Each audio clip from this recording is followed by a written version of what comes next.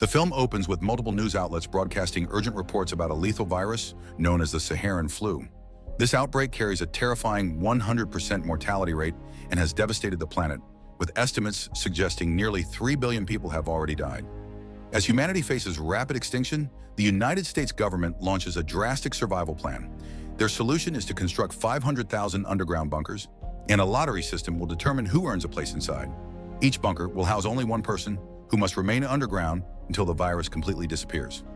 Once the world becomes safe again, survivors will be reunited for a global repopulation effort. The scene then shifts inside one of these fallout bunkers, revealing a structure stocked with enough resources to last an astonishing 70 years. The bathroom provides uninterrupted water access, with all water being recycled for reuse. Electricity is generated through mandatory physical exercise performed by the occupant. Food is limited to a nutrient-rich protein liquid called supplyable, dispensed directly from a faucet. The bunker also simulates real-world weather conditions. Mornings display bright sunlight, while nights plunge the room into total darkness. These visual cues help residents maintain a normal sleep cycle. Several years later, the story jumps forward to a video conference call involving 7 individuals, each living alone in separate bunkers. Despite the isolation, every major decision is made collectively. Each person is named after the city they represent, and their leader is Boston, a disciplined yet compassionate man.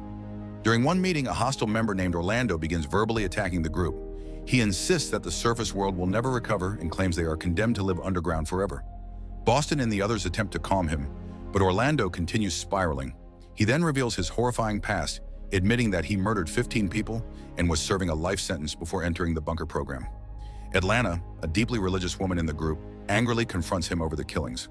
Orlando coldly responds that committing them brought him pleasure. His lack of remorse horrifies everyone, and the group begins considering removing him permanently. Fortunately, Denver, the group's IT specialist, explains that he has learned basic hacking skills and may be able to disable Orlando's communication feed. However, there is a serious drawback. Once a transmission is shut down, it can never be restored.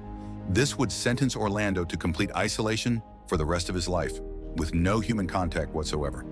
Faced with this moral dilemma, the group decides to vote. Boston, Atlanta, and Chicago support cutting off Orlando's connection. On the other hand, Phoenix and Houston argue that such punishment is far too extreme and vote against it. This leaves the final decision to Denver. Before he can respond, Orlando himself demands that they shut him off, claiming he is tired of looking at their pathetic faces. Taking his words at face value, Denver hacks the system, and Orlando's screen vanishes permanently. Later that night, a restless Phoenix contacts Denver privately. She expresses guilt, believing what they did was morally wrong. Denver reassures her, insisting it was necessary for everyone's survival. It is then revealed that the two are romantically involved. The story then jumps 8 months into the future. Despite losing one member, the group has adapted to their new reality. However, a technical malfunction disrupts Houston's bunker, causing his weather simulation lights to change erratically.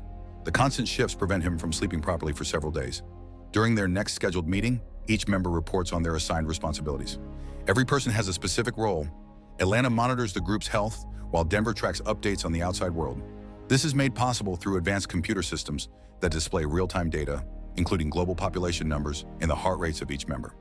As the meeting continues, Chicago, the least active participant, grows bored and declares that everything they are doing is pointless since they will never return to the surface.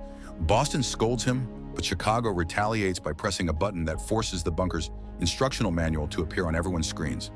Because the video cannot be skipped, the entire group is forced to watch it. In the recording, the bunker's creator, Nadine, introduces herself and explains the bunker's features. She reveals that the structure is located 30 feet underground and that all 500,000 inhabitants are divided into smaller units of 7 people each. These groups are meant to support one another emotionally and mentally until the virus is fully eradicated. The video concludes with Nadine expressing hope that humanity still has a future and that survival is possible if people endure together. A few days later, during one of their routine group video meetings, the data computers in every bunker suddenly shut down without warning. While Boston assumes it's just a temporary technical glitch, the others grow uneasy, fearing the bunker systems themselves may be failing. What's even more disturbing is that the computers have gone offline in all 6 bunkers at the same time, despite the occupants being separated by thousands of miles.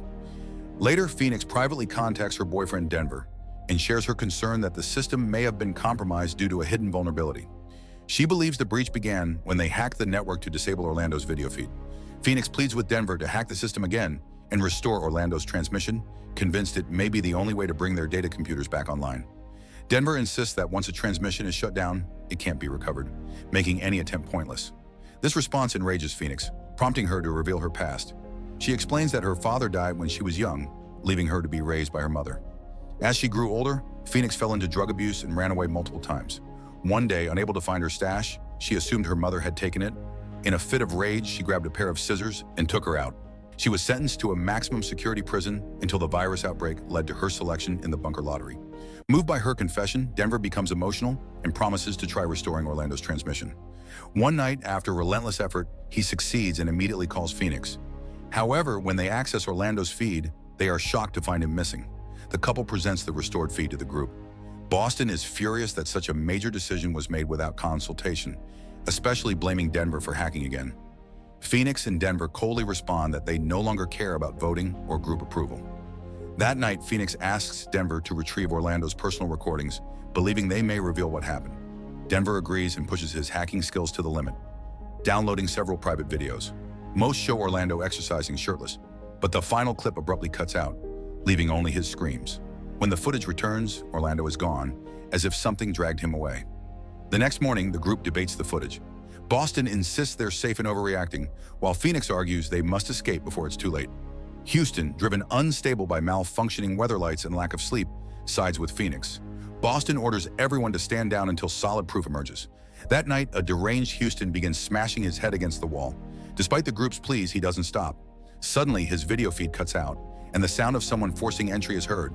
When the transmission returns, Houston is gone, just like Orlando.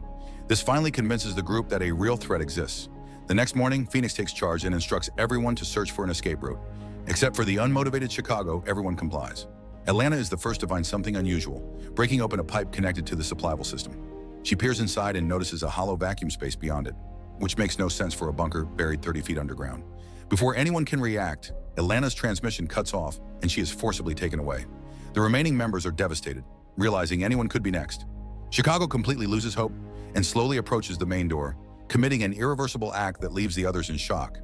Now reduced to just 3 survivors, Boston and Phoenix seem resigned to their fate, but Denver refuses to give up. He hacks deeper than ever before and makes a shocking breakthrough. Calling the others into a conference, he reveals that he has access to other survivors' bunkers.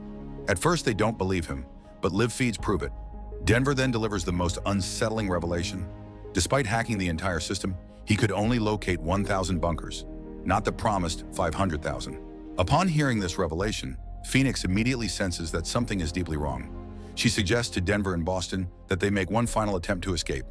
Boston argues that breaking out of the bunker is practically impossible, but Phoenix insists there may still be a way.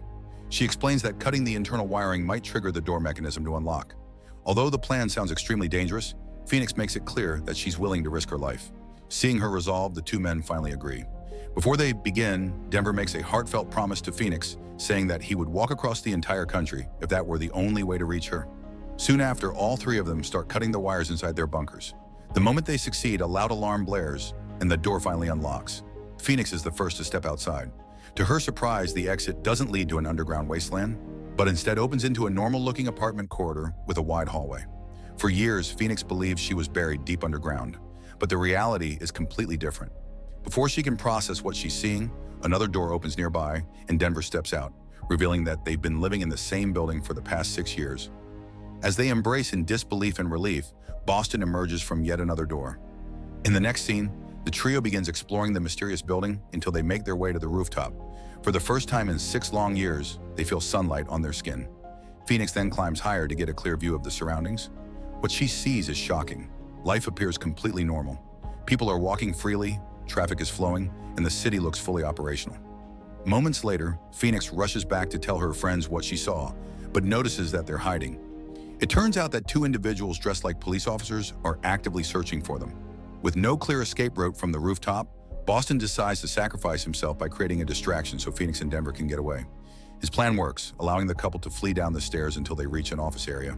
Suddenly, Nadine, the architect behind the bunker system, appears holding a gun. She orders Denver to step away and warns Phoenix to keep her distance, claiming Denver is extremely dangerous. Confused and frightened, Phoenix demands an explanation. Nadine finally reveals the truth. The bunkers are not survival shelters. They are highly controlled prison facilities. The people inside were never released inmates. They were transferred there to give them a sense of hope and purpose. The Saharan flu never existed, and the news broadcasts were fabricated to maintain the illusion. Nadine also confirms Denver's discovery that only 1,000 prisoners were ever placed in these bunkers. Phoenix then asks why people have been forcibly removed from their bunkers, referencing the recent disappearances. Nadine explains that when Orlando's transmission was cut off, footage of his confinement somehow leaked to the public, causing massive backlash. The public believed the prisoners were living in excessive comfort, leading the government to shut down the project. As a result, inmates are being pulled out temporarily while the bunkers are redesigned to restrict freedom further before being reassigned or returned once space opens in traditional prisons. Although the truth leaves Phoenix and Denver shaken, Phoenix has one final question. She asks why Denver was imprisoned in the first place. Nadine reveals that he stalked 15 women online and later brought them down. The revelation devastates Phoenix as she realizes his affection toward her was never genuine. Shortly afterward, the officers arrive and knock both of them unconscious. In the final scene, Phoenix and Denver are escorted down the same hallway, where they see the rest of the group, except Chicago. Orlando is also present, but when he attempts to flee, he is immediately taken down. The film ends with the remaining 5 survivors being sent back into their bunkers, now redesigned into harsh, oppressive spaces meant to strip away all comfort and hope. Like and subscribe for more recaps like this.